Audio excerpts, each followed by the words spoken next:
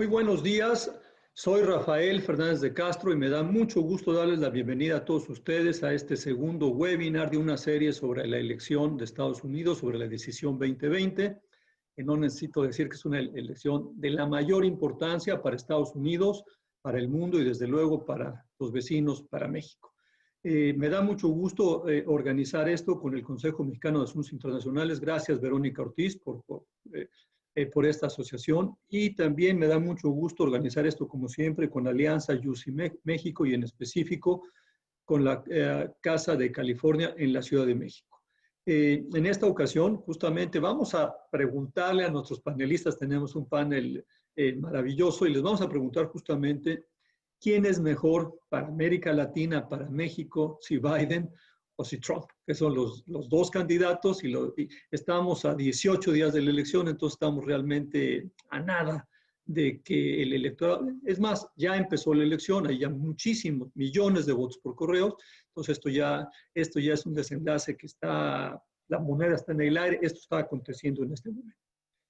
Quiero también agradecerle la asociación que tenemos a El Universal y a una red importante de periódicos de la República Mexicana, El Informador de Jalisco, El Siglo de Torreón, El Pulso de San Luis Potosí, El Debate de Sinaloa, El Imparcial de Hermosillo, Frontera de Tijuana, El Siglo de Durango y La Crónica de Baja California Sur. Si es que sean todos ustedes muy bienvenidos. Le voy a pasar la palabra a Verónica Ortiz, justamente de Comexi, para que Verónica me haga favor de presentar a los panelistas y después arrancamos inmediatamente. Adelante, Verónica, por favor. Gracias, Rafa. Qué gusto verlos a todos y a nombre de Comexi es un gusto también colaborar como coanfitriones en estos paneles sobre uno de los temas más trascendentes en este momento y que tendrá repercusiones no solo en Estados Unidos, ni siquiera solo para la relación bilateral, sino para todo el mundo, de verdad. Me da mucho gusto darles la bienvenida y presentar a nuestro panel de lujo, como es costumbre en estos webinars que hemos llevado a cabo. Empiezo en orden alfabético. Jessica de Alba es profesora investigadora de la Universidad Anáhuac de la Ciudad de México y es asociada a Comexi también. Ryan Berg es investigador del American Enterprise Institute y es profesor adjunto de la Universidad Católica de América en Washington, D.C. Sergio García es profesor de la Universidad de Cornell y es director de encuestas para Univisión. Ana Paula Ordorica es periodista para Televisa y El Universal.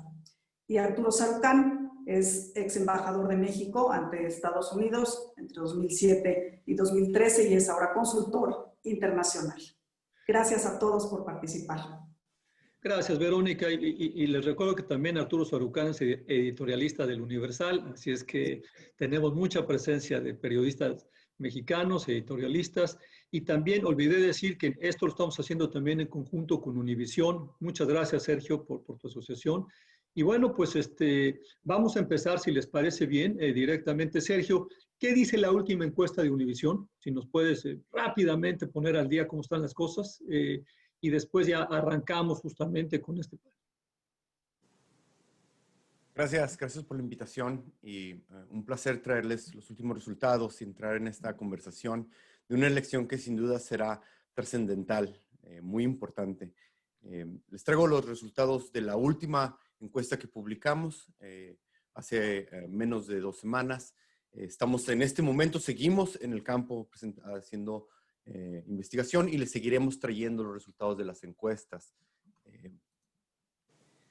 Les digo muy rápido para aquellos que nos acompañan por primera vez que nos hemos incursionado en esta tarea de traer a todos en Estados Unidos y ahora a través de esta oportunidad extenderlo más allá del pulso latino, como se debe hacer, con muestras robustas de latinos, con una metodología de punta y con una competencia cultural y académica. Tenemos un esfuerzo muy grande en hacerlo no partidista, en una asociación con Latino Decisions y Northstar Research. Así que de alguna manera les traemos los mejores resultados y la mejor encuesta en cuestión de latinos. En la siguiente les traeremos resultados no solo de latinos, sino de estados latinos y no latinos, y nos dará una perspectiva bien amplia de qué es lo que veremos una vez que lleguemos a la noche de la elección. Pero ¿cómo va entonces la carrera presidencial? Al momento, entre latinos, esto es lo que vemos. Y quiero resaltar un par de cosas. Ciertamente vemos a Biden con una ventaja clara entre latinos, 66% contra el 24%. Pero quiero notar aquí las diferencias que hay entre los estados. Sabemos que en Estados Unidos los estados tienen una importancia adicional, ya que se maneja el sistema del colegio electoral.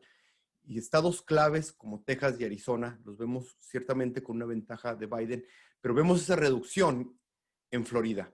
Este tema en particular será importante en lo que discutiremos hoy en relación a América Latina, porque es precisamente esta diferencia la que va a marcar también el comportamiento hacia Latinoamérica.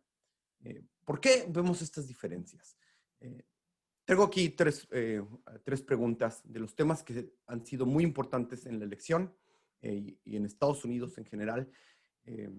Les preguntamos a los latinos quién creían que sería mejor para mantener el orden público. Una ventaja clara hacia Biden. Y en relación a esto, sabemos que ha habido manifestaciones en relación al orden público. Preguntamos si había apoyo de los latinos hacia Black Lives Matter y estas manifestaciones de justicia social. Gran apoyo. Y un resultado interesante que encontramos en la última encuesta fue que, de alguna manera, la mayoría de los latinos apoya el disminuir el apoyo o los fondos a los departamentos de policía y, por el contrario, invertir en programas comunitarios. Estos temas han marcado, desde luego, el coronavirus, y estos temas sociales han marcado la pauta en la elección, pero pareciera que hay otro tema más que resuena: el socialismo. Es un encabezado de The Hill, donde nos dice que Trump Jr., el hijo, se ha embarcado en este tour en autobús contra el socialismo, y lo hace en Florida. ¿Por qué en Florida? En Florida básicamente es por los latinos y por Latinoamérica, porque hay una gran diversidad. Nosotros les preguntamos a los latinos qué pensaban de un líder que fuera con distintas características. Tenemos varias características.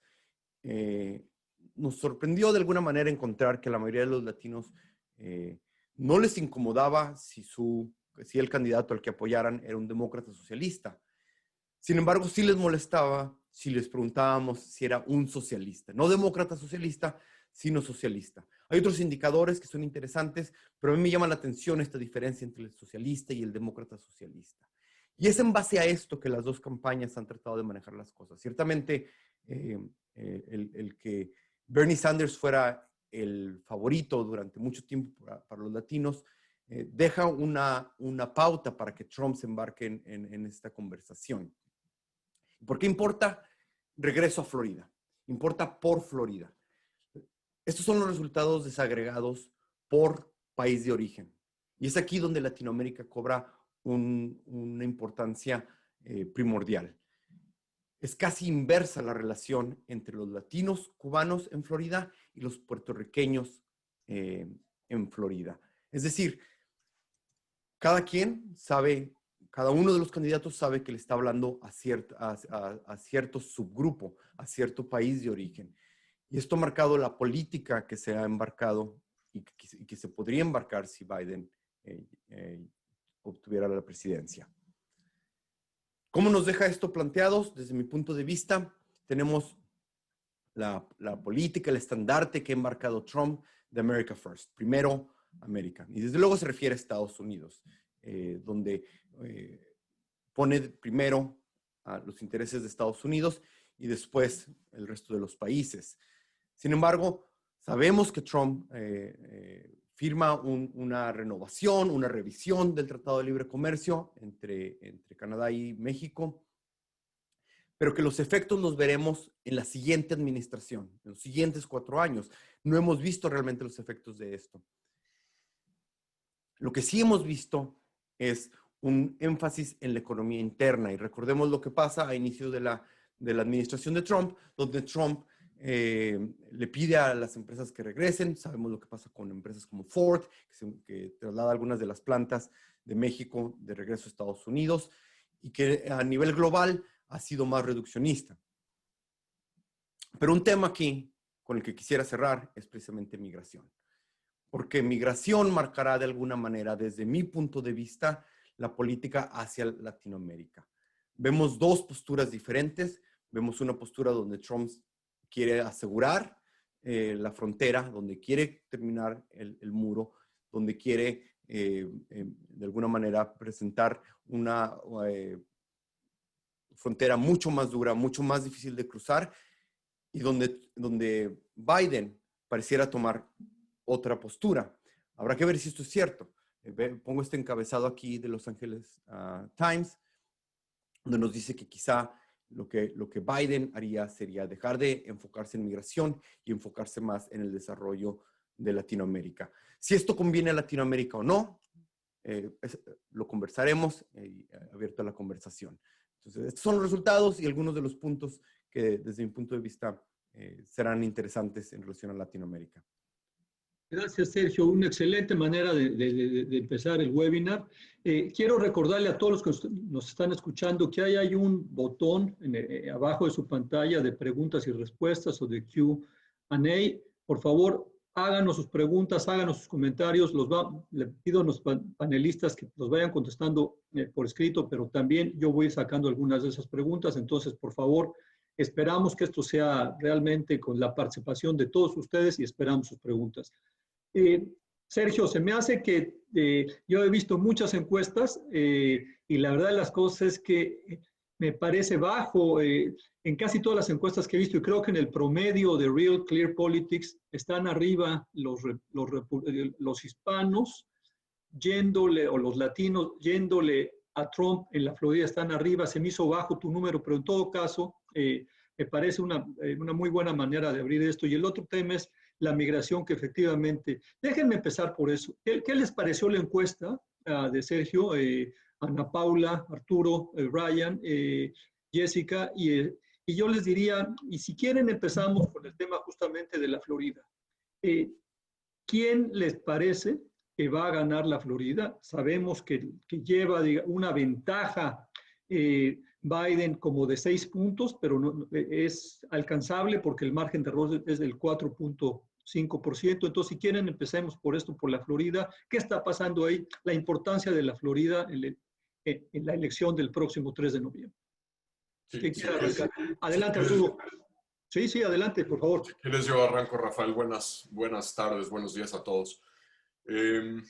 Sin duda, Florida es clave, primero porque Florida es el estado decisivo que ha decantado la elección desde el 2000, desde aquella famosa contienda electoral entre Gore y Bush, en la cual Bush gana el estado por 537 votos. No hay que olvidar que Florida es un estado dividido, polarizado, es decir, 39% de los votantes registrados en el estado se identifican como demócratas, 37% se identifican como republicanos. Y esto explica en gran medida los márgenes de victoria que se han obtenido en Florida en los últimos ciclos electorales. Es decir, Barack Obama gana Florida en el 2008 por 2.3, 2.4 puntos porcentuales. En el 2012 vuelve a ganar Florida, pero con un margen mucho más pequeño de 0.9. Y Trump lo gana en el 2016 con un margen de 1.1. Entonces, digamos, son márgenes muy estrechos y es posible que veamos al ganador, el que se lleve Florida en el colegio electoral en el 3 de noviembre, con márgenes similares. Es decir, no creo que gane Biden o gane Trump. Esos márgenes, esa banda en la que se ha ganado el estado se vaya a modificar gran cosa. Eso a su vez explica un juego muy importante que se está dando en el estado, que tiene relevancia para nuestro tema de hoy, que es primero el voto hispano y el papel del voto hispano, y segundo, el posicionamiento de la administración Trump con respecto a su troika de Cuba, Venezuela y Nicaragua. No es una coincidencia que todos los pronunciamientos de Pompeo, de Bolton, cuando todavía estaba como asesor de seguridad nacional, del propio presidente Trump. Es decir, todos los pronunciamientos sobre política importantes hacia esos países, en particular Cuba, por el peso del voto cubano-americano, todos, absolutamente todos, han sido pronunciados desde alguna ciudad en Florida. ¿Por qué? Porque lo que Biden está buscando hacer es movilizar al voto cubano-americano, que, ojo, ya no es decir, es el 30 y pico % del total del voto hispano en el estado, es decir, ya no es el voto que pesaba hace 2 décadas, es decir, el voto latino, colombiano, dominicano, puertorriqueño, mexicano, pesa mucho más ya en Florida, pero ese voto cubano-americano es un voto muy motivado, es un voto que suele votar a favor del Partido Republicano y es muy probable que voten por las posiciones de Trump con respecto a Cuba de manera abrumadora. Por el otro lado, cómo neutralizar el hecho de que han llegado a partir del huracán María en el 2017 cerca de 100,000 puertorriqueños a residir a Florida, puertorriqueños que además, para hacerlo todavía más complicado, se han asentado en el corredor de la Interestatal 4, esta carretera que une Tampa con Florida y que fue el corredor que precisamente Trump le arrebató a Hillary Clinton en el 2016 y que explica por qué Trump se llevó a Florida. No hay que ser mago ni Einstein para entender el papel que podrían jugar esos 100,000 votantes potenciales puertorriqueños después de que Donald Trump se dedicó a aventarles papel de baño en las labores de rescate después del huracán María. Entonces aquí lo que está en juego es cómo se decanta ese voto hispano y sobre todo lo que Biden parece haber apostado a hacer en Florida es dar por un hecho que no va a lograr elevar mucho más los niveles de participación del voto hispano más allá de lo que ha pasado en los últimos ciclos electorales y enfocarse en adultos mayores blancos de 65 años, tratar de que esos sí salgan, muchos de esos son votantes indecisos, y que esos son los que le den ese margen de victoria por el impacto que ha tenido para estos adultos mayores blancos de 65 años, el impacto del COVID, tanto en términos económicos como en términos de salud pública, que es el gran motor de este ciclo electoral. Entonces, ahí es muy interesante ver cómo todo esto está jugando, no solo con respecto al tema siempre importante del voto hispano, y segundo, los posicionamientos de esta administración con respecto a Cuba, Venezuela y Nicaragua. ¿Qué le agregas, Ana Paula? ¿Estás de acuerdo con Arturo? Sí, estoy de acuerdo. Creo que pues lo agregaría pues la importancia que tiene Florida por el peso de los votos electorales. Tiene 29 votos del colegio electoral de los 270 necesarios.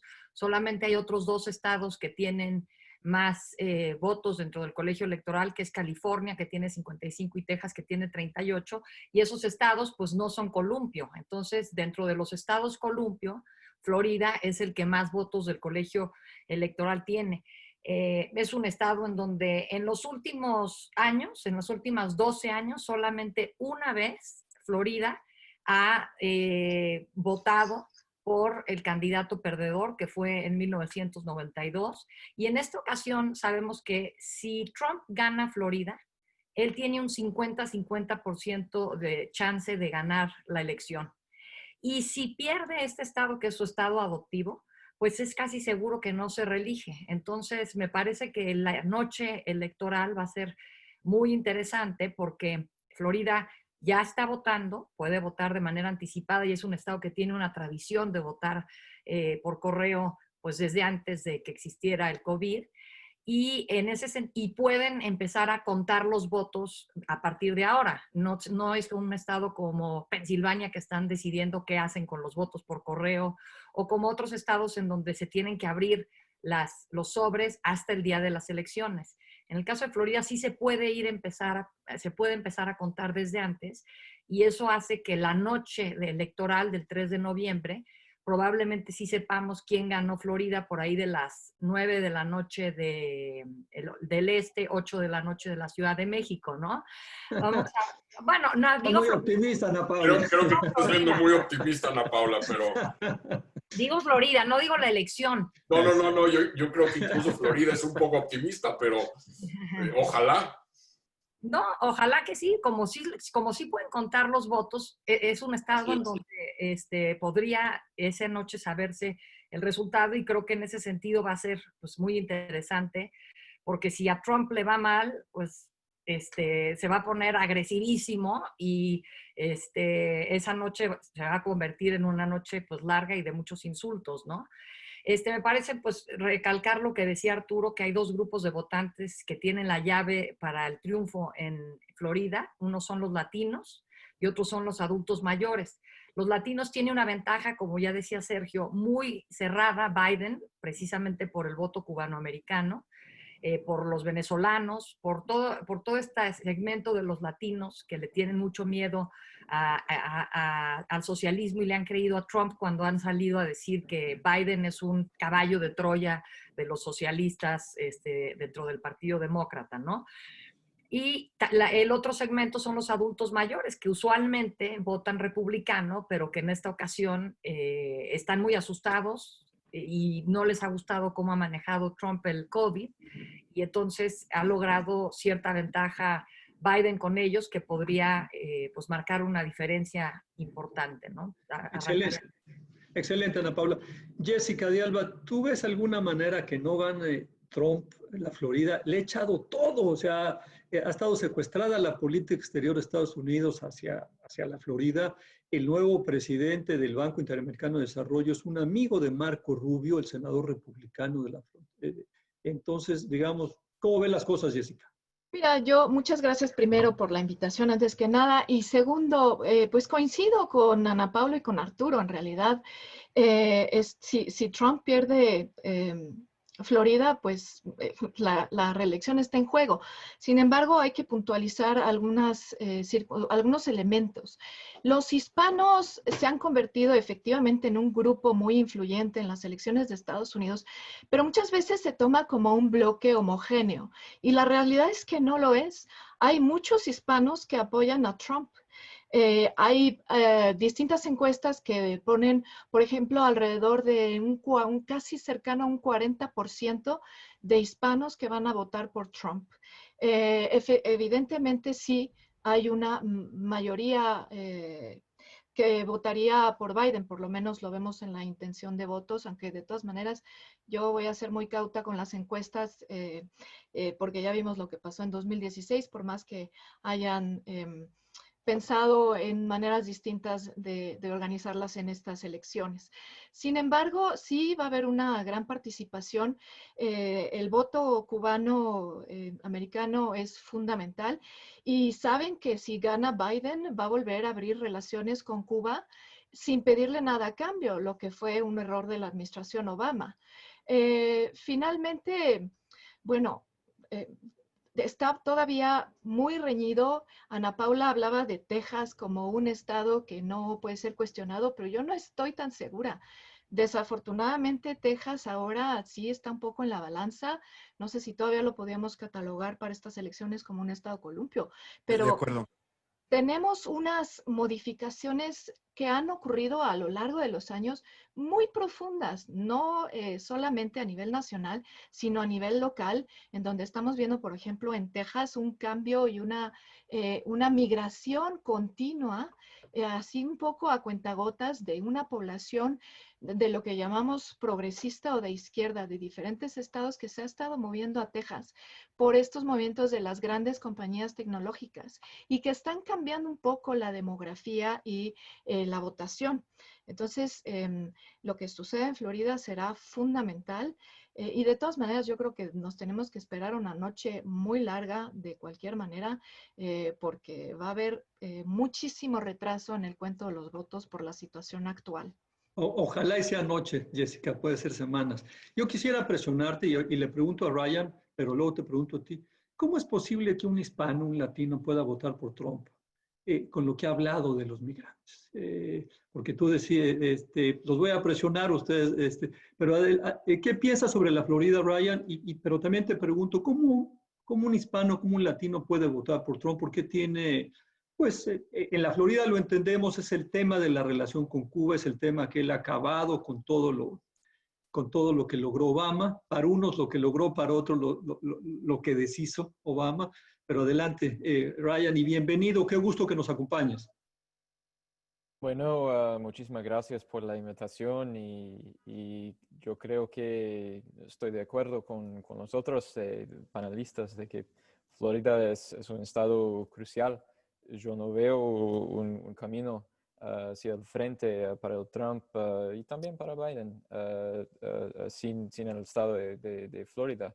Y si Trump gana la reelección, será, creo yo, en parte gracias a a los votantes latinos. La dependencia de Trump de los votantes cubanos y venezolanos, voces de línea dura, digamos, dentro de la administración y en el Congreso, como el senador Marco Rubio, probablemente asegurará que este enfoque de la administración Trump continúa en un segundo mandato, especialmente si él percibe que el estado de Florida ha sido clave para su reelección. En términos de los hispanos, creo que los que apoyan a Trump están viendo sus políticas y dejaron la retórica y especialmente las cosas muy feas que ha hablado sobre los hispanos, sobre temas de migración, y simplemente están viendo sus políticas ante la dictadura en Venezuela, en Nicaragua, también, claro, en Cuba. Y creo que les gusta la retórica y las políticas de sanciones, de ejercicios navales en el Caribe. Y la retórica dura en general, especialmente la llamada troika de la tiranía que ha mencionado Arturo. Yo creo que los hispanos en Florida que apoyan a Trump están viendo las políticas y dejaron a la retórica al lado, que saben que estamos en una campaña electoral, que estamos en la temporada de las elecciones y la retórica y las políticas son cosas diferentes. Gracias, Ryan. Nos escribe Eric Rojo, y ahorita te doy la palabra, Sergio. Los hispanos que apoyamos a Trump es porque él cumple sus promesas y vemos más allá de la retórica del principio de su campaña. Él ha hecho más por nosotros como grupo que Obama-Biden con sus promesas mentirosas. Lo quiero leer porque, digamos, ahí hay una... Sergio, vamos a entrarle al tema migración y vamos a entrarle al tema del webinar. ¿Quién es mejor en el tema migración para América Latina? ¿Trump o Biden, Sergio? Sí, quisiera decir nada más, voy al tema, puntualizar nada más un par de cosas en relación a la conversación. Adelante, adelante. Por la que iniciamos, que se me hace interesantísimo. Primero decía algo sobre la encuesta. Generalmente, claro, la encuesta que hacemos en Univisión, siento es de primera clase, y puntualizar un par de cosas. Nuestra muestra es lo suficientemente grande. Generalmente vemos encuestas con 100, 200 latinos. Nosotros tenemos 2,000 latinos, lo cual nos permite tener mucho más precisión. Y en los estados, en Florida, por ejemplo, tenemos 500 en Florida. Entonces, ¿qué nos arroja? Bueno, se hablaba sobre el apoyo a Trump. Un apoyo de entre el 25 y el 30% por el margen de error es un porcentaje alto y es quizá lo único que necesita Trump. Trump no necesita más del 50%. Este porcentaje de 25, 30% le podría dar lo suficiente para salir adelante. Y en relación un poco al tema, para pasar precisamente a migración, el tema de que por qué algunos latinos habrían de apoyar a Trump. La intervención esta que acabamos de escuchar en el chat nos lo dice claramente. El tema de migración es importante para los latinos. Los latinos les importa mucho el tema, cómo se maneja la migración, pero no es la única preocupación, ni es tampoco para muchos la principal preocupación. Entonces, de igual manera, latinos republicanos siempre han existido. La incógnita era cómo, a pesar de lo que dice Trump, los republicanos latinos lo siguen apoyando. Entonces, habría que ver que para muchos la economía, los trabajos, siguen siendo muy importantes. Y hay quien ve en Trump esa oportunidad. Hay quien ve en Trump que él es quien puede traer los trabajos. Si esto es cierto o no, bueno, es ya de cada votante, pero ciertamente la identidad y las prioridades de los latinos se manifiestan de manera similar a como muchos de los otros votantes, donde la migración sí es importante, pero no la más importante. Sin embargo, en lugares como Texas, y aquí estoy de acuerdo con lo que mencionó Jessica, Texas está en juego. Y hay dos factores que lo ponen en juego. Uno de esos es el cambio generacional, que los latinos jóvenes empiezan a tener edad para votar, y en una campaña como la de Beto O'Rourke, nos lo muestra, que movilizar al votante joven pone en juego a Texas, y que los cambios migratorios son mucho más cercanos a los votantes de Texas. ¿Qué nos arroja esto para el futuro de Latinoamérica?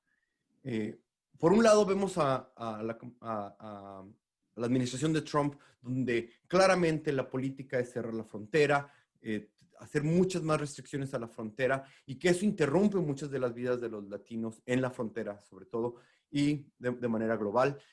Y por otro lado, vemos la posibilidad de moverse más allá del American First, de Primero América, y empezar a mirar hacia Latinoamérica como una oportunidad de invertir, de desarrollar estos lugares. Y ahora, con lo de la pandemia, será clave que los países estén coordinados y puedan llevar la vacuna, la cura y el desarrollo a otros países. Creo que el conjunto trabajar en conjunto será atractivo para Latinoamérica. Gracias, Sergio. Déjenme insistir en el tema migración. Jessica, ¿es mejor Trump en el tema migración? ¿Le conviene a América Latina y a México la reelección del presidente Trump? Bueno, mira, yo voy a retomar con el tema, voy a contestar la migración y lo voy a retomar con el tema económico que mencionaba Sergio. O sea, no es que les importe un poquito más la economía, no, les importa muchísimo, porque si tú no tienes un sustento, entonces no puedes pensar en lo demás. Es la base de tu supervivencia. Durante los 3 primeros años de la administración hubo un crecimiento promedio anual de 2.5%. Antes de la pandemia, la tasa de desempleo más baja de medio siglo la tuvimos ahí. Hubo 6.4 millones de empleos adicionales en los 3 primeros años antes de la pandemia. Los salarios reales crecieron también durante estos 3 primeros años. La tasa de desempleo, ojo con esto, en 2019 para afroamericanos, asiáticos americanos, hispanos y mujeres estuvo en mínimos históricos.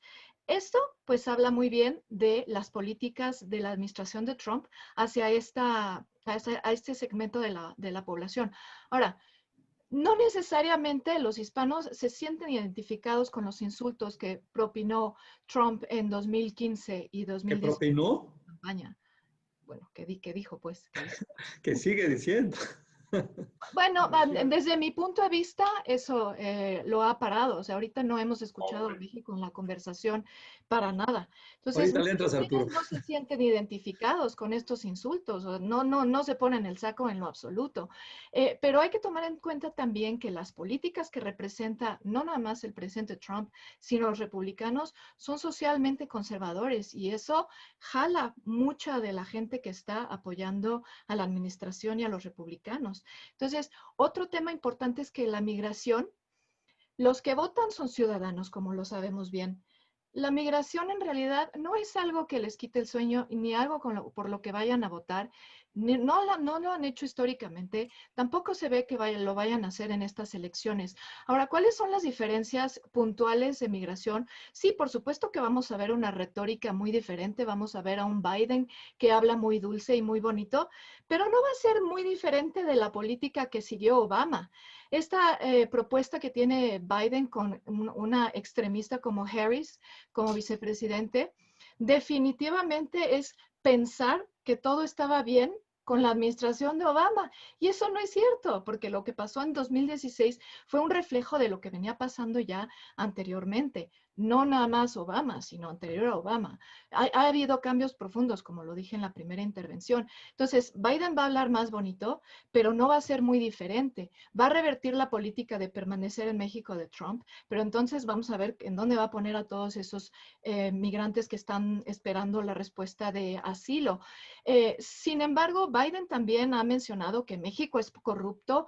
Biden ha votado por poner muro en la frontera entre México y Estados Unidos. Durante la administración Biden, más bien Obama-Biden, vimos un crecimiento fiscal entre 2005 y 2010 de millas fronterizas de cercas que aumenta de 120 a 649.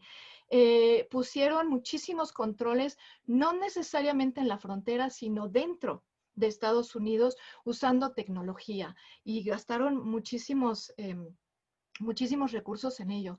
Entonces, no es que, Biden también había dicho en alguna ocasión en 2006 que necesitaba una cerca de 40 pisos de altura a menos que cambiara la dinámica de México. Entonces, sí hay una retórica agresiva del presidente Trump, pero la retórica no agresiva y dulce de Biden no nos va a dar resultados muy diferentes. ¿Tú estás de acuerdo, Arturo Sarucán, que qué puede hacer Biden en materia de inmigración? ¿Qué cosas puede mejorar? Yo discrepo completamente de lo que acaba de decir Jessica. Si quieres, luego le entramos, pero a ver, hay que tener una cosa muy clara. El margen de maniobra, asumiendo que Joe Biden gana el 3 de noviembre, aún asumiendo que los demócratas ganen el Senado, que es decir, la victoria demócrata, yo casi te diría que la victoria va a sonar un poco descabellado, pero al decirlo así quiero subrayar por qué es tan importante para el Partido Demócrata recuperar la mayoría en el Senado. Si los demócratas no recuperan el Senado, va a ser prácticamente imposible o cuesta arriba revertir muchas de las secuelas del trumpismo estos 4 años en temas de la Suprema Corte, el escoramiento a la derecha a la Suprema Corte, en designación de jueces, en temas de reforma migratoria. Es decir, ahora sí el carro completo en noviembre para los demócratas es fundamental si queremos ver ajustes importantes en una serie de políticas, desde la regulación de armas, el tema de DACA, el tema de la Suprema Corte. Es un tema muy importante. Pero asumiendo que Biden gana y los demócratas recuperan el Senado, va a ser bien difícil, Rafael, volver a poner en la mesa algo como lo que vimos en el 2007 y en el 2013 de una propuesta de reforma migratoria integral. ¿Por qué? Porque el tema migratorio se ha convertido en el riel eléctrico del metro o del tren para el Partido Republicano. Es un tema que ha reventado al Partido Republicano. Es un partido que además cada vez se parece menos al Partido Republicano de Reagan y de Bush, y de Bush hijo incluso. Es un partido literalmente secuestrado por psicofantes, por teorías de la conspiración, por supremacistas blancos. Entonces, aún con una victoria de Biden, va a ser bien difícil mover sustancialmente el andamiaje legal de las leyes migratorias del país. Lo que Biden va a poder hacer es, digamos, ir atacando temas puntuales de la agenda migratoria. Ciertamente DACA, quizás hacer algo con tema de circularidad para visas, sobre todo en el sector agrícola, que además a la luz de la pandemia del COVID ha demostrado lo fundamental que es para la seguridad y el bienestar estadounidense. pero sería ingenuo pensar que una victoria a carro completo demócrata en noviembre va de la noche a la mañana a abrir las puertas a que volvamos a ver lo que casi se aprueba en el 2007, la iniciativa Kennedy-McCain, bipartidista, que fracasó por el torpedeo de los republicanos contra Bush y de un hombre en particular llamado Bernie Sanders, que se opuso a temas fundamentales vinculados a los componentes de circularidad de la mano de obra. Y luego esa misma reforma básicamente reempaquetada que presentó el famoso Gang of Eight, es decir, los 4 senadores demócratas y los 4 senadores republicanos, que en el 2012 pasó el Senado y se atascó en la Cámara de Representantes ya controlada por las facciones que entonces eran del Tea Party y que hoy, si bien nos va, son las del Freedom Caucus. Entonces, es decir, hay que ser muy claros. Creo que si gana Biden va a haber ajustes importantes en la retórica. El tema de Remain in Mexico, que yo le llamo Stuck in Mexico, ciertamente va a ser revisado. El tema de DACA seguramente van a tratar de solucionarlo. Algún tema vinculado con elevación de los techos de visas H2A, H1A, y el tema de temporalidad y circularidad para trabajadores agrícolas. Pero no vamos a ver, Rafa, una nueva intentona de reforma migratoria integral, porque el terreno político, sobre todo, que una reforma como esta requiere de votos bipartidistas, el Partido Republicano, pues el que conocíamos tú y yo y con el que trabajamos tú y yo tantas y tantas décadas, no existe más, y es bien difícil poner sobre la mesa una reforma migratoria integral con esa realidad de ese lado del pasillo ideológico partidista en el Congreso. Gracias, Arturo. Ryan Berg, tú estás en el American Enterprise Institute, es un centro de pensamiento conservador. ¿Por qué sería mejor el presidente Trump un republicano que repite en la Casa Blanca que Joe Biden? En general te lo pregunto. Bueno, es una pregunta difícil, pero me voy a tratar una respuesta. Bueno, como mencionó Jessica, la economía que nos recuerda el presidente casi cada minuto del día por los medios de Twitter y de la campaña, sí, se fue. Estaba andando muy bien con tasas de desempleo increíbles y con salarios que estaban subiendo. Entonces, yo creo que esto es el enfoque de la campaña de Trump, o sea, el mejor caso para el Trump, para decir yo merezco un segundo mandato, y sí, simplemente es la economía, y también como dije en mi primera respuesta, en estados como Florida es las relaciones exteriores ante las dictaduras en Venezuela y en Nicaragua, en Cuba. Pero además de eso, no sé cuál es el caso de Trump. Es una pregunta muy difícil, Rafa, y yo creo que esta campaña, desafortunadamente, ha sido un poco vacía. No es una campaña, yo no veo una campaña de muchas ideas y fuerte de pelea de ideas, desafortunadamente. Entonces, el caso de Trump es la economía anterior, antes de la pandemia, que nos recuerda todos los días al presidente. Gracias, Ryan. Ana Paula, Si tú pudieras votar en Estados Unidos, ¿tú votarías por Biden? Y si nos puedes justificar tu voto. Yo creo que deberíamos de poder votar todos porque nos afecta al mundo entero lo que ocurre con las elecciones en Estados Unidos. Y yo he platicado con algunas amistades que viven en Florida, mexicanos que van a votar y van a votar por Trump.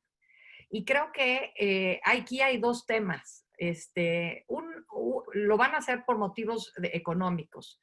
Sienten que la economía funciona mejor cuando están los republicanos en el poder y sienten que los demócratas se han ido demasiado a la izquierda, aun cuando no todos son Alexandria Ocasio-Cortez y tal.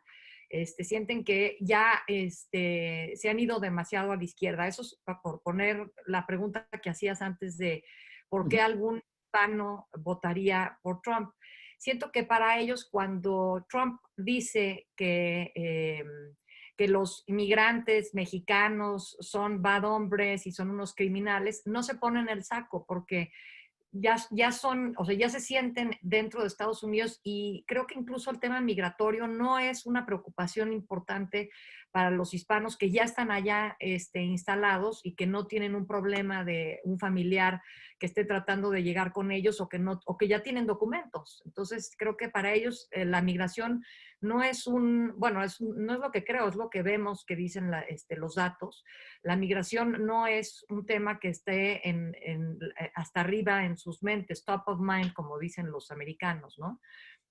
En el caso de por quién votaría yo, pues la verdad, yo votaría por Biden, no porque sea el candidato que me parece el idóneo, pero de hecho creo que es un candidato que ha sido muy poco cuestionado sobre lo que planea hacer. Y por ejemplo, ayer que le preguntaban en el Town Hall, le preguntaban si va a querer crecer el número de ministros en la Suprema Corte, de jueces en la Suprema Corte, no dio una respuesta. Y dice, voy a dar la respuesta antes de las elecciones, pero pues considerando que muchos estadounidenses ya están votando, creo que eso es injusto, ¿no? O sea, creo que es un candidato, no es un buen candidato, pero sin duda creo que cualquier cosa es mejor que tener pues el desorden, la falta de empatía, lo poco congruente que es Trump, porque mucha gente dice, él quita lo políticamente correcto de la mesa y dice las cosas tal y como son. Pues él dijo que iba a limpiar el pantano de la corrupción en Washington y lo que ha hecho es acrecentarlo. Vemos una familia casi como una monarquía en Estados Unidos ahorita con Trump y sus hijos trabajando en la Casa Blanca, que creo que pues a mí que me ha gustado estudiar la política estadounidense durante años, dices, no reconoces a ese Estados Unidos, ¿no? Y esta simpatía con ciertos jefes de Estado en el mundo, que si con Bolsonaro, y por el contrario, la agresividad hacia los aliados tradicionales de Estados Unidos, una Alemania, una Angela Merkel, a mí me parece que ha sido muy disruptivo. E incluso su manera de enfrentar el problema chino, porque sin duda hay un problema chino, sin estrategia, ha tenido pues una serie de secuelas que incluso entre ellas podríamos contar el coronavirus. O sea, la manera como China enfrentó el coronavirus tiene mucho que ver su falta de transparencia con una tradición china, si queremos, pero también con el momento en el que, de la tensión en que estaban las relaciones Estados Unidos-China. Entonces, sí creo que ha sido un presidente muy destructivo y pues 4 años más me parecería demasiado. Gracias, Ana Paula. Tenemos muchísimas preguntas y algunos comentarios. Nuestra amiga Roberta Layú dice, desde que fui embajadora en Cuba he seguido con atención a la comunidad cubana en Estados Unidos. Considero que hay un cambio demográfico y los más jóvenes están interesados en que haya facilidades para viajar a la isla, como las que se dieron con Obama. Creo que no debemos seguir asumiendo que todos los cubanoamericanos votarán por Trump. Y nos saluda. Hay otra pregunta, es la de Ana Covarrubias del Colmes, que dice, Ana, ¿podemos esperar que Biden tuviera interés proactivo por la violencia y violación de derechos humanos en México y por la democracia en general, recuperará la agenda liberal para la región y justamente del Universal de Facebook Live. Y se las pregunto, ahora sí que dice quién le entra. Tenemos una pregunta que han insistido mucho. ¿La detención del general Cienfuegos puede beneficiar a Donald Trump en la elección? Cero. No tiene Explica, nada que Arturo, ver, por favor. no tiene nada que ver con la elección, no tiene ningún, es decir, a ver, primero, por favor dejemos de lado los mitos de que a lo mejor lo que estamos haciendo es extrapolando cómo funciona la justicia en un país como el nuestro, pero en Estados Unidos este tipo de investigaciones y de detenciones no tienen nada que ver con criterios políticos. Es decir, hay una separación entre los procesos judiciales que nada tienen que ver con las aspiraciones políticas o no de un presidente o si está pagando o no está pagando favores.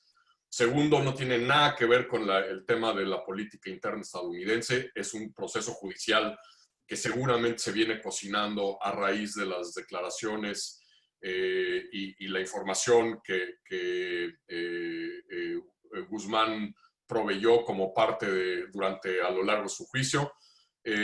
No tiene cero impacto en términos político-electorales en Estados Unidos.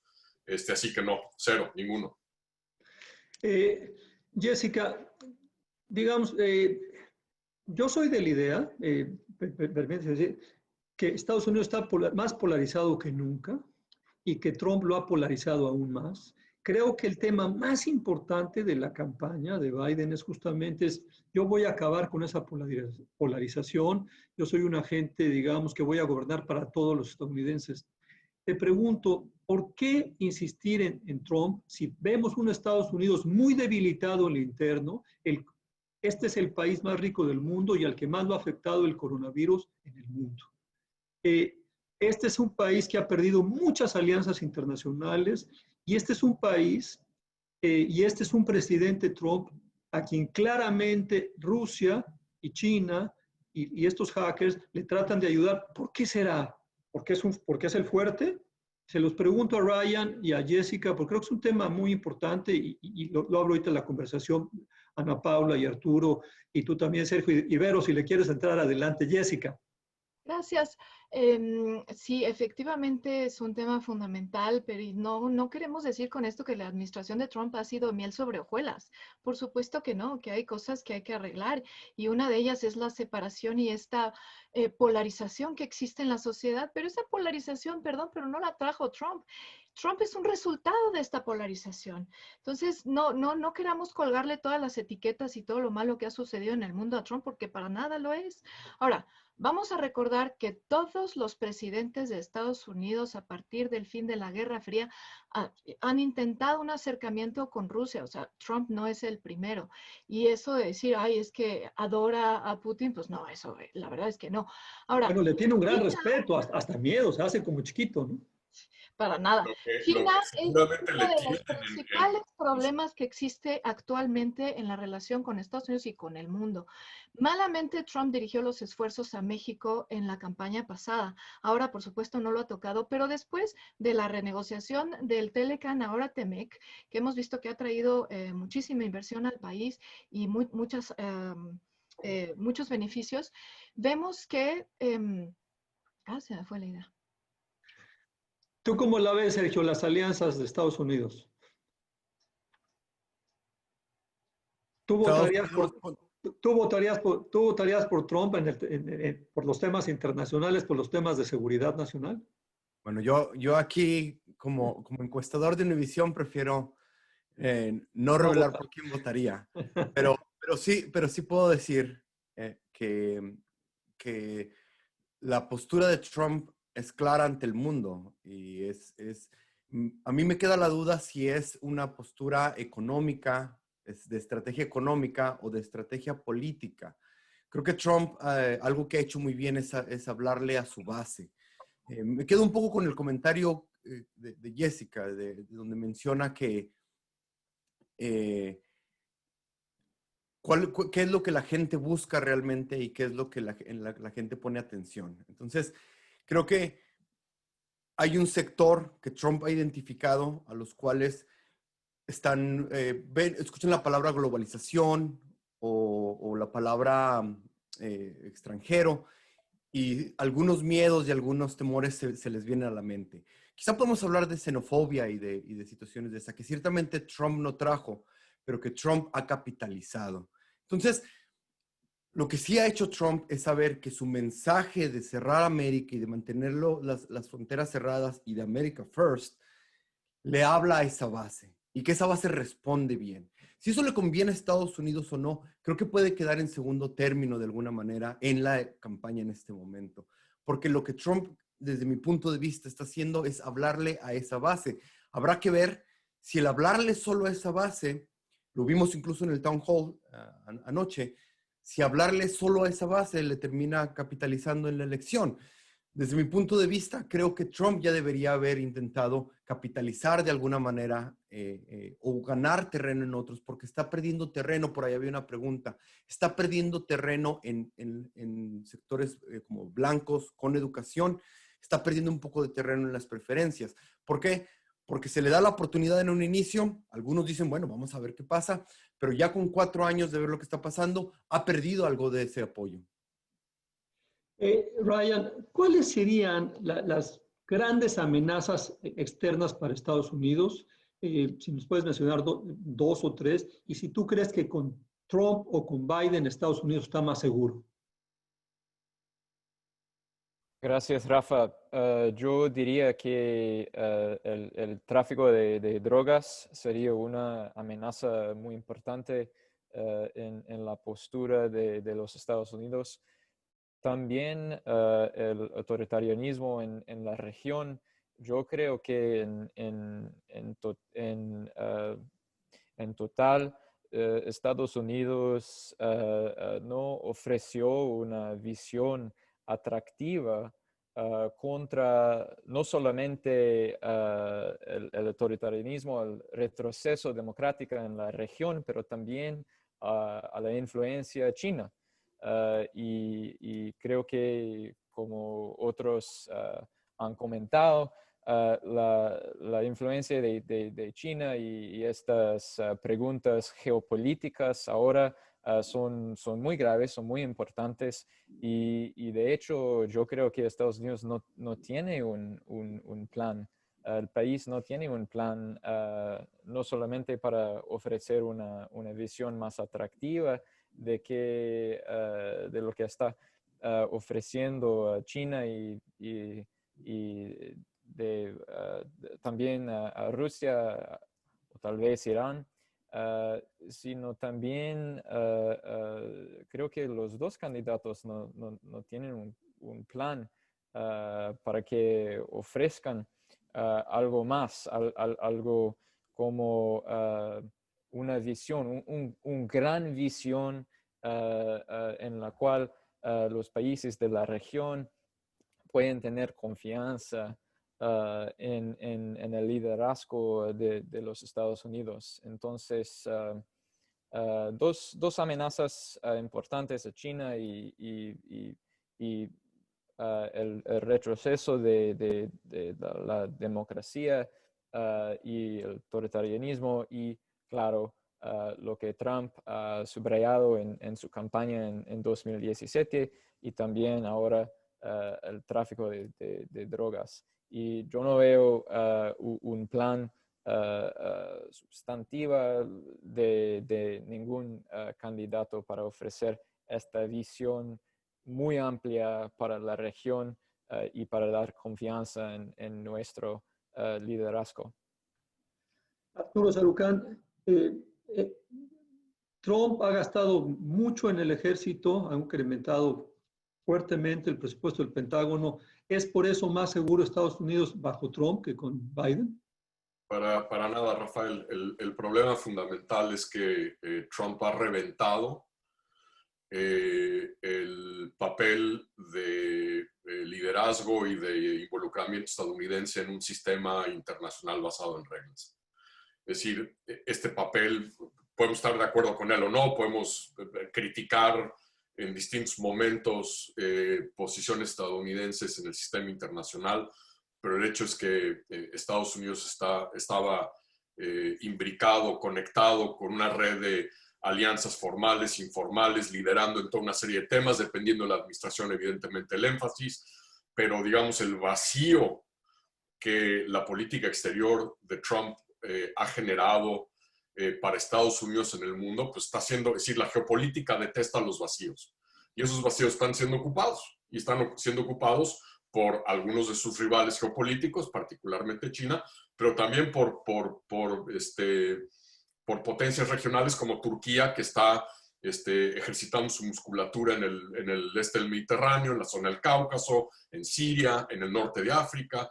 Entonces, es decir, si estamos midiendo cómo es más seguro Estados Unidos en un sistema internacional de por sí fluido, convulso, no hay la menor duda que lo que está haciendo Trump es erosionando y debilitando el liderazgo, el papel de Estados Unidos. Hay que ver lo que ha dicho y lo que ha hecho con respecto a la alianza fundamental de Estados Unidos desde la posguerra mundial con sus aliados europeos de la OTAN. Y es un problema muy grave, muy serio. Es decir, el vandalismo diplomático de Donald Trump es una amenaza brutal para los intereses de seguridad y geopolíticos estadounidenses en el mediano y largo plazos. Y no hay que sorprendernos, ¿sí? Él lo anunció y lo dijo clarito en el único discurso que pronunció como candidato republicano en el 2016, un discurso que dio aquí en Washington y que seguramente Ryan lo recordará, en donde dijo básicamente dos cosas. Los países se han aprovechado de Estados Unidos y vamos a terminar con esa práctica. Vamos a hacer a Estados Unidos un país mucho menos predecible en la arena internacional y vamos a enfocarnos en nuestros asuntos, en nuestras prioridades, un poco lo que yo llamo la doctrina Sinatra de todo es a mi manera. Y yo creo que esto ha debilitado enormemente a Estados Unidos en el sistema internacional. Amén del efecto de la polarización interna que pues lo hemos visto para quienes quieren cilindrear esa polarización y dividir al país aún más desde fuera, pues ha sido como maná del cielo, pero digamos, si tú ves lo que ha hecho Donald Trump en materia de política exterior en estos 4 años, yo veo un Estados Unidos mucho más débil, mucho más aislado, mucho menos arropado por sus aliados y reventando un sistema internacional basado en reglas que mal que bien ha mantenido al sistema internacional sin un conflicto militar entre las grandes potencias. Ana Paula, Jessica, ¿qué ha hecho bien Trump en el terreno internacional? ¿No será, digamos, que se lleva bien con AMLO? Y tengo por ahí una pregunta que dice, ¿quién de los dos candidatos pudiera, digamos, ser más influyente con Andrés Manuel López Obrador? ¿Quieres contestar, Ana Paula, primero tú y luego te doy la palabra, Jessica? Bueno, se han entendido muy bien Trump y AMLO, muy distinto de lo que el propio López Obrador dijo cuando estaba como candidato. Dijo varias veces que él no iba a dejar que la retórica de Trump pasara inadvertida y sin respuesta, y sin embargo eso es lo que ha ocurrido. Se llevan bien, creo que pues son afines ideológicamente, porque considero que los dos son unos populistas, ofrecen soluciones fáciles a problemas complejos y cuando se complica el entregar esas soluciones siempre es culpa de alguien más, quieren todo el poder y cero responsabilidad. Entonces, en ese sentido, siento que se entienden muy bien.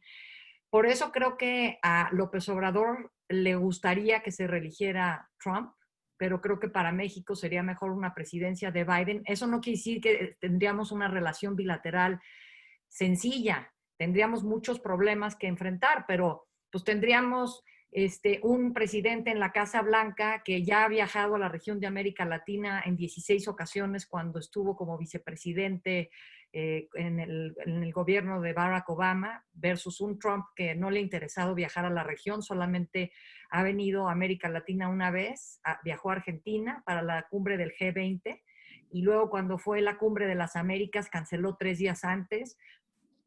No ha respetado las tradiciones de América Latina y un ejemplo clarísimo y reciente es el buscar imponer a Claver Carone en el BID, cuando la tradición era que un latinoamericano encabezara ese organismo, ese Banco Interamericano, o ese organismo internacional, pues.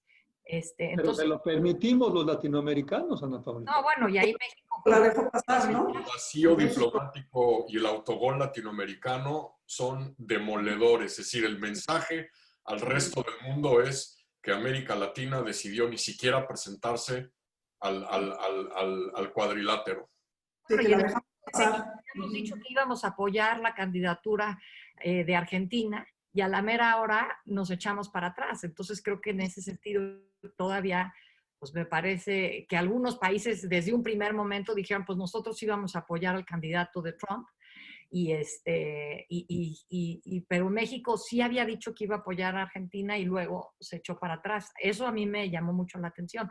Pero lo que voy es, creo que tendríamos, Estados Unidos no va a regresar a ser lo que era antes de Trump. Tiene muchos problemas, tiene una polarización que la mejor metáfora de esto fue el debate en los town halls de ayer. No pudieron sentarse a debatir los dos candidatos a la presidencia porque uno se echó para atrás, que fue Trump, y entonces se pusieron de rivales en dos cadenas distintas de televisión a pelear por ratings. Y eso no es una indicación clarísima de lo dividido y de lo emproblemado que está Estados Unidos, pues no sé qué. Sí. Rafa, si me permites justo sobre este tema, no más que a lo mejor tienen alguna opinión. Yo coincido con Ana Paula en las similitudes en la forma de ver el mundo y sentir ver el poder tanto de Trump como de López Obrador, y creo que por eso se han entendido. Mi pregunta es si la división, la polarización que hay en Estados Unidos, el retraimiento, como mencionaba Arturo Sarucán, de la escena internacional, independientemente que puedas tener una recuperación económica, esa polarización, ese retraimiento, y otra característica que creo que también lo une con López Obrador, que no les gustan los contrapesos, es decir, son hombres fuertes, ejercen el poder, lo quieren ejercer. Eso aguanta Estados Unidos otros 4 años. Jessica, Ryan, ¿qué piensan ustedes? Bueno, a ver, ¿Aguanta Estados Unidos 4 años más con Trump? creo que una comparación diciendo que son parecidos Trump y López Obrador es demasiado simplista.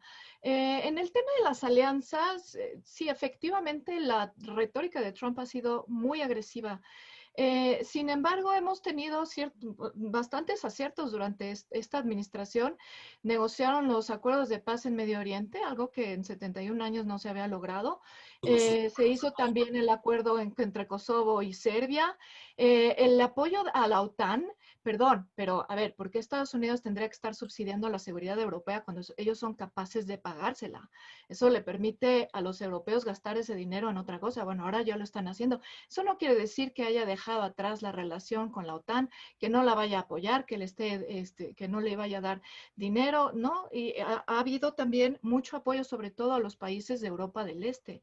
Las pláticas que fueron hasta ahora infructuosas, pero la visita histórica a Corea del Norte. Es decir, a ver, hay cosas que se deben de poner sobre la mesa.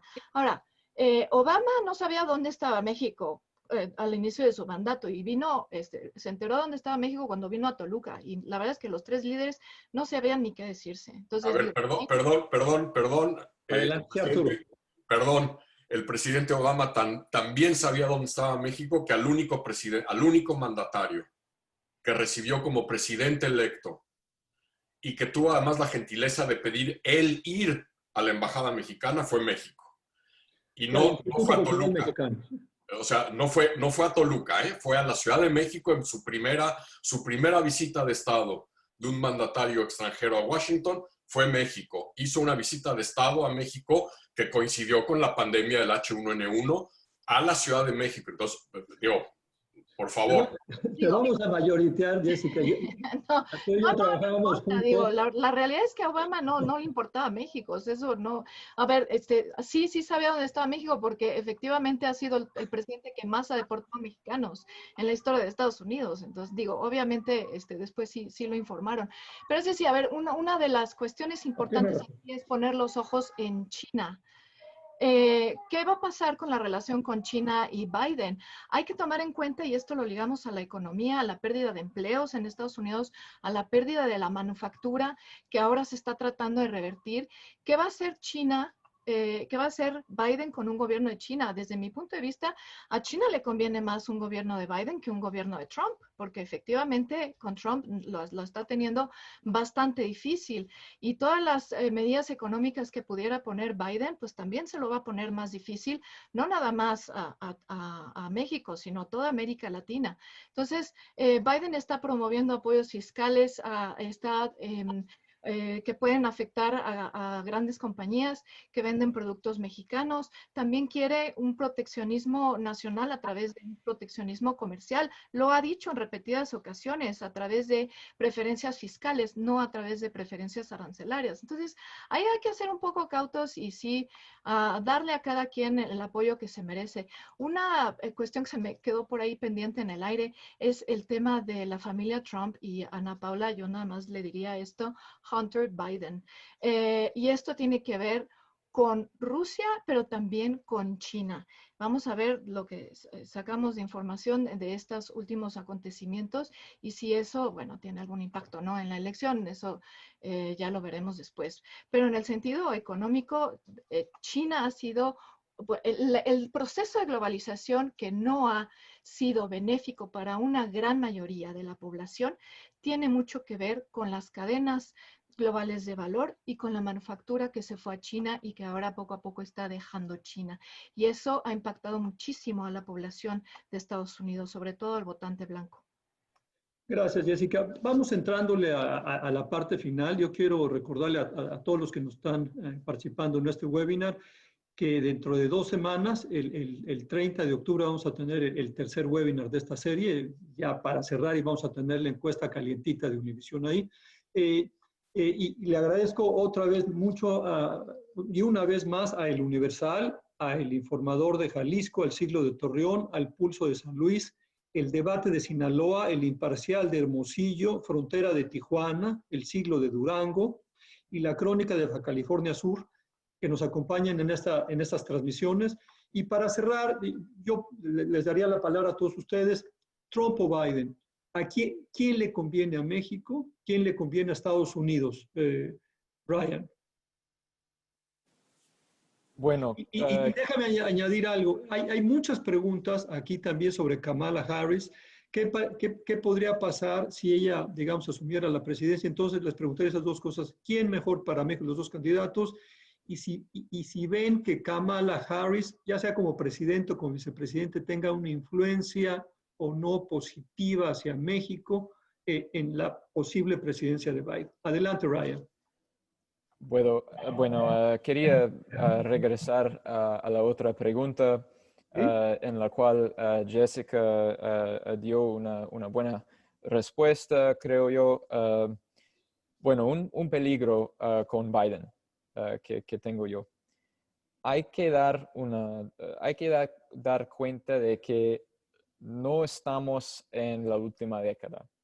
Y yo no veo planes de la campaña Biden para enfrentar nuestros desafíos en esta década. No es 2016 y aún más no es 2010, por ejemplo. Ha cambiado el mundo. Entonces, yo oigo solamente cosas como vamos a regresar al tratado con Irán, vamos a regresar al Tratado de Cambio Climático de París. Tal vez sean buenas cosas, pero una visión, por favor. No es el año 2016, no es el año y aún más 2010. Entonces, yo creo que la administración de Trump merece un poco de crédito por su confrontación con regímenes autoritarianismos en esta región, a pesar de sus motivos domésticos.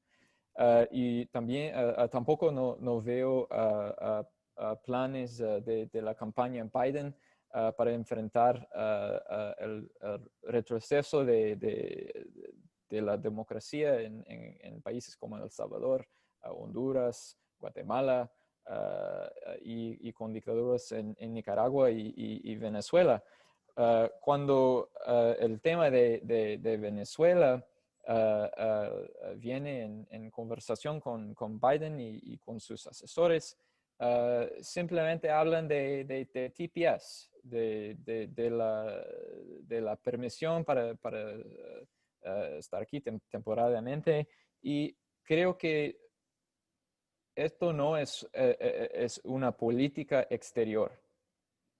Es un comentario sobre nuestro país y sobre el carácter de nuestro país. Y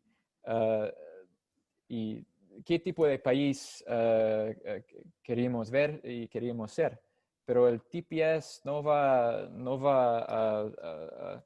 a hacer nada contra la dictadura en Nicaragua, por ejemplo, o en Venezuela. Solamente es una solución para la gente aquí, aquí en Estados Unidos, y es un comentario sobre nuestro carácter, pero no una política exterior. Entonces, lo que yo gustaría ver es un plan más sustantivo de la campaña de Biden sobre autoritarianismo en nuestra región.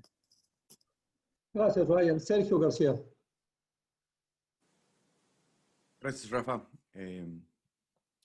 Para regresar un poco al tema y a tu pregunta de quién le conviene a América Latina y a México, quisiera comenzar por hablar de un tema muy sensible para los mexicanos, y que ciertamente son mexicanos que viven en Estados Unidos, pero que es importante tocar y recordar. Es el tema de DACA. En ese sentido, la administración de Trump, la permanencia de la administración de Trump, pone en juego el estatus de aquellos niños que migraron, que sus padres los trajeron y que llegaron a este país siendo niños y que podrían ser deportados. Claramente eso marca una diferencia. Y creo que, aunque lo hemos comentado, que no es la prioridad para muchos votantes, sí es un tema importante para muchos latinos, y lo hemos visto encuesta tras encuesta. Por otro lado, si nos enfocamos en migración, podemos ver que los migrantes, las investigaciones nos muestran que el migrante generalmente llega a Estados Unidos con la intención de regresar, o llega a Estados Unidos no del todo convencido de dejar su país. Ese es el caso ciertamente de los mexicanos. Ningún mexicano se quiere ir de México, y todos los mexicanos planean algún día regresar a México. El desarrollo interno es lo que va de alguna manera a detener la migración, y es algo que López Obrador ha hablado. Si lo ha logrado o no, bueno, eso está en debate, pero una administración, sea la de Trump o la de Biden, creo que no van a interferir con México en sus planes. Lo que sí puede cambiar es la relación en cuanto a comercio, y eso sí ha causado estragos en la economía de México, y eso sí podría denotar un cambio. ¿A quién le conviene? Bueno, podríamos seguir debatiendo, pero creo que estos 3 puntos serían claves para más o menos tener una perspectiva de qué le podría venir a México con una o con otra administración. Arturo, déjame aprovechar, estás aquí, tú eres un gran conocedor de Estados Unidos y de la relación bilateral. Si Biden fuera el presidente, o si Trump repite, ¿cuáles serían, digamos, las 2 cosas que harías con Biden como embajador de México en Estados Unidos, y las 2 cosas que harías con un Trump 2? Bueno, y aprovecho ahora sí que como cualquier debate presidencial estadounidense para decir, y creo que sin duda alguna el mejor escenario para México es una victoria de Biden. Lo que dice, empezando por el cambio de la retórica y el retorno a un principio de corresponsabilidad que este presidente estadounidense ha aventado por la ventana y ha usado a México como piñata político-electoral.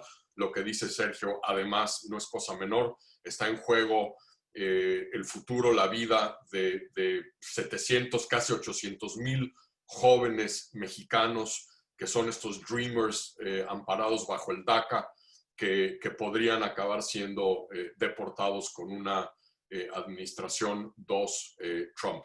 Sin duda, creo que con una administración Trump, por el peso que tienen los estados agrícolas para el presidente, por el peso que tienen en el colegio electoral, por el hecho de que son una de las razones por las cuales el colegio electoral tiende a sesgarse hacia el partido, a favorecer al partido republicano con un umbral mínimo de votos en el colegio electoral que siempre le dan un buen punto de partida al partido republicano. Esos estados agrícolas que jugaron un papel fundamental en mantener las cadenas de aprovisionamiento agrícola durante la pandemia, habría, yo creo que la oportunidad con una administración Trump, por el peso que tienen estos estados y por el peso que tiene el sector agrícola para el Partido Republicano, habría la oportunidad que no habría que desaprovechar de buscar negociar un acuerdo temporal de trabajadores con México que le dé circularidad, orden, legalidad, enmarcado en toda una serie de protecciones en materia laboral, que le diese otra vez circularidad laboral temporal entre México y Estados Unidos. Yo creo que sería una oportunidad realmente importante que aprovechar si es que Donald Trump se reelige. Con Biden ciertamente creo que se abre, si el gobierno mexicano sabe aprovechar la oportunidad para realmente buscar diseñar un paradigma migratorio que por un lado trabaje de la mano con Estados Unidos, porque por mucho que estemos en contra de lo que ha hecho México con la Guardia Nacional y con la transmigración centroamericana, el hecho es que México tiene que tener la capacidad para mejorar su capacidad operativa de control de su frontera con Guatemala y con Belice. Es decir, diseñar una estrategia migratoria mexicana propia que no vulnere los acuerdos de México con convenciones internacionales en materia de asilo y refugio, que abone a este principio de corresponsabilidad con Estados Unidos, en que pues, nosotros, así como le exigimos corresponsabilidad a Estados Unidos en temas como el trasiego de armas y de dinero efectivo de Estados Unidos hacia México, pues nosotros también tenemos que trabajar de la mano con Estados Unidos para trabajar en muchos de estos procesos de transmigración que utilizan a nuestro país como trampolín para llegar hacia Estados Unidos. Pero, digamos, la oportunidad de repensar la colaboración en materia migratoria con Estados Unidos, rediseñando la propia política migratoria mexicana, cómo trabajar con un ex vicepresidente, ahora presidente, que trabajó muy de cerca todos los temas con el Triángulo Norte cuando él era vicepresidente y llevó la mano al interior de la administración Obama con estos temas, cómo repensar cómo atacamos de manera conjunta con otros socios regionales, Colombia, quizá Canadá, cómo atendemos las causas estructurales que están generando la transmigración en Guatemala, Salvador y Honduras en particular. Yo creo que ahí habría una oportunidad única y creo que sobre todo con Biden, Rafael, un tema que tú y yo peloteamos mucho, hemos peloteado mucho en muchos momentos distintos de nuestras carreras, que es cómo garantizar que cuando Estados Unidos vea la región y vea América Latina, su socio estratégico natural es México y no Brasil.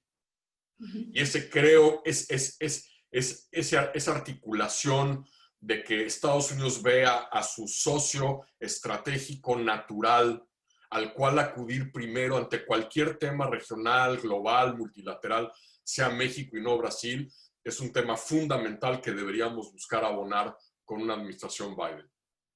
Gracias, Arturo. Ana Paula Ordorica, te pregunto, ¿qué sientes tú hacia Kamala Harris? Porque es una pregunta muy insistente en el público. Y tu cierre, por favor, tus últimas. Ahora sí que, ¿quién nos conviene? Bueno, yo creo que convendría una presidencia de Biden, por lo que ya decía antes, por tratar de regresar a una relación más institucional.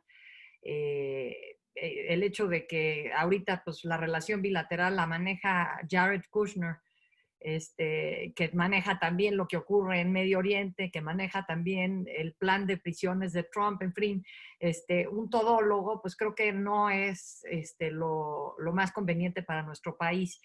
Pero me gustaría que el Senado se mantenga en manos de los republicanos por un tema de contrapesos, por una parte, y porque creo que hay ciertos planes de impuestos a las empresas que trae Biden que ponen nerviosos al sector corporativo estadounidense, y si el Senado se mantiene en manos republicanas, pues va a ser mejor recibido, digamos, por estos mismos mercados financieros. Entonces, a mí me gustaría una presidencia de Biden, un Senado republicano, creo que es lo que le convendría a México y al mundo.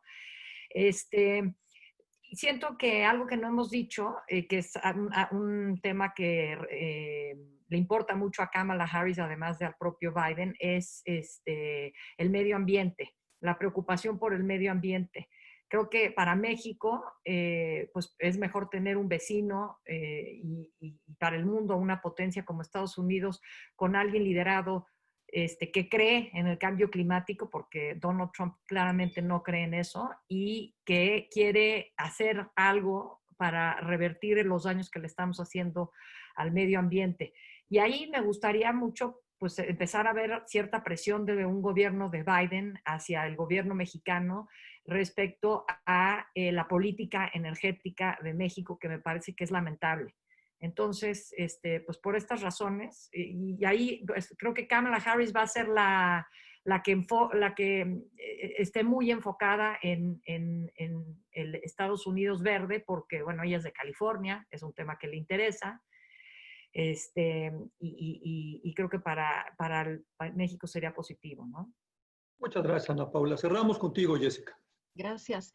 Sí, efectivamente el tema de la energía en México es lamentable, lamentable.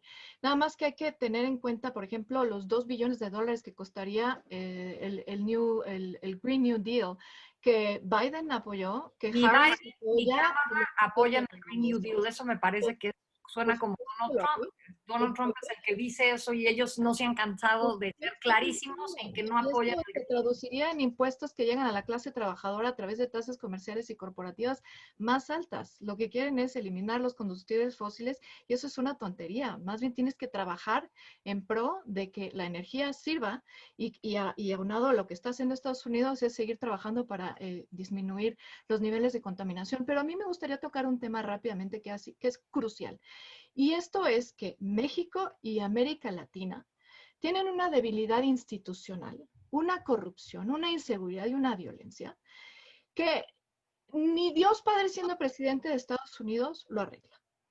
Entonces, no es Trump, no es Biden, sino es que cada uno de nuestros gobiernos pues se tiene que tiene que tomar en serio y tiene que hacer cosas para revertir esta debilidad institucional que no permite que los procesos se lleven a cabo adelante, que tengamos un 60% de economía informal en este país, es verdaderamente una locura. Y por último, nada más cerrar con el tema de Kamala Harris y los conservadores de los que hablaba Arturo en un inicio. Sí, efectivamente, eso se ha desdibujado después del término de la Guerra Fría. Ya no son los conservadores que estaban en contra del comunismo, pero ahora están los conservadores que se están más o menos aglutinando por los temores de una amenaza de China que está ascendiendo, de la creciente cultura de la cancelación que es extremadamente dañina y de esta filosofía enervante de los woke. Estas son lo que está aglutinando ahora la derecha y sobre todo los valores pro familia que defiende la administración de Trump, los republicanos y en general los conservadores. Entonces, esto es fundamental para no tener una utopía tecnosecular por religiosa que sería que se vislumbra con una administración Biden-Harris. Y no hay que olvidar que Harris estuvo recaudando fondos para sacar de la cárcel a los acusados de delitos violentos en las protestas que hubo últimamente y que estas protestas dieron al traste con negocios justamente de inmigrantes que fueron a Estados Unidos y bajo el sueño americano tuvieron cómo progresar y eso se ha terminado. Muy bien, tenemos que acabar ya, son las 10:31 de la mañana. Hora de California, hora del Pacífico. Verónica, una despedida. Nos vemos dentro de 2 semanas, pero tú acabas, Verónica Ortiz de Comex. Gracias, Rafa. Gracias a todos, la verdad, por una muy vibrante discusión y posiciones muy claras. Creo que es válida la pregunta de a quién le conviene más a México, a América Latina, y solo sí coincido en un punto con Jessica de Alba. También hay una pregunta para México y para América Latina de ser esos países, digamos, sólidos que se necesitan. Y como bien decía Arturo, para ser el socio, si ya somos el socio comercial número 1, bueno, que sea ese socio estratégico al que voltea a ver Estados Unidos en Latinoamérica antes que Brasil y antes de que cualquier otro. Creo que a veces tendemos los mexicanos a pensar que alguien providencialmente nos va a solucionar los problemas. Entonces, no perder de vista que tendremos que trabajar con quien resulte electo o reelecto, pero la tarea, y mucha de la tarea, nos toca a nosotros en México y en América Latina. Gracias a nuestros panelistas por acompañarnos, Jessica, Arturo, Ryan, Ana Paula y Sergio. Estuvo fantástico, gracias por compartir sus experiencias, su conocimiento. De veras, de todo corazón, muchas gracias. Hasta luego, nos vemos dentro de 15 días.